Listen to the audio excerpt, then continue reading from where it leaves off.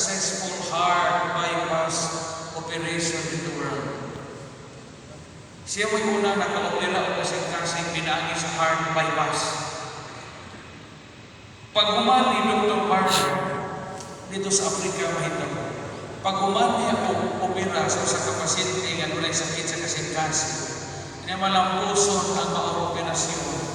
Naluwas niya ang tao na nulay sakit sa kasing-kasing. Kung hangtod karon, ipadayon pa ng heart bypass operation sa mga adunay sakit sa kasing-kasing. Isuwat ni Dr. Barnard sa iyang diary.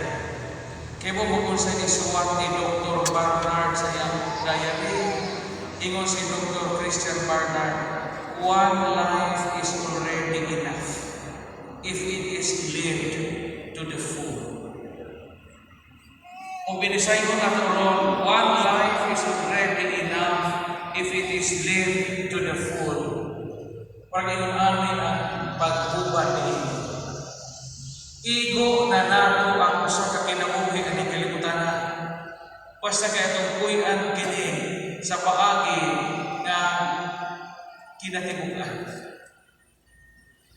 Ang tao, kitang tao sa kalibutan, wala ka manginahanglan kinabuhi, sakto na kuno na usa. Basta kay puy-an mo gihatag ni mo tanan ang imong kinabuhi aron makapabuhi ka sa uban. Mao ni ang tumong sa imong kinabuhi. O mao ni ang kinabuhi sa inyo ug atong amahan. Kauban ni mama o sa inyong inahan, gihatag nila tanan ang ilang kinabuhi para ninyo mga anak. Aron mahiluna mo, makusgan mo, managpo mo, malingon inyong kabukugan, malingon ang inyong pangunahuna, maayo ang inyong pag-atubang sa kalibutan. One life is already enough if it is lived to the full. Papa Pedro, he only had one life in this life. Pero ang maong kinabuhi nakapadaghan sa mga kinabuhi.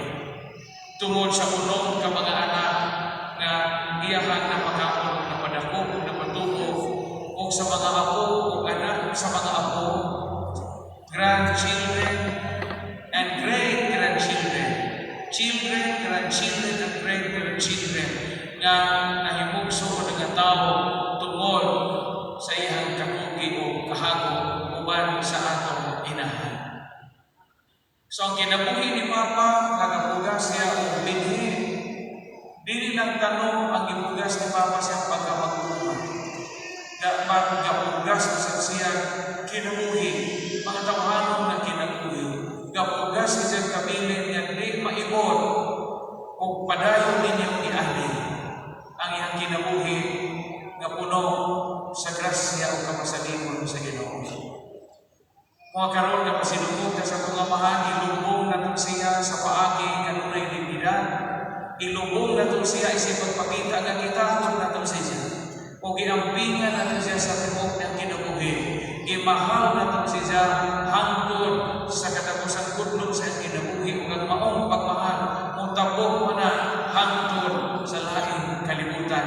Mao na dadto ni Papa sa iyang pagtabok naton sa laing kinabuhi. Iyang muna po siya na mahiluna ni siya dito sa kapitan sa langit kung mag-ampo sa siya para nato na padayon pang naningkakay, padayon pang nalimpaso, padayon pang naging liso, padayon pang nangalisga nining walo nga luhaan. Amen. Ito katagan ng atong amahan sa kamasipag pagpag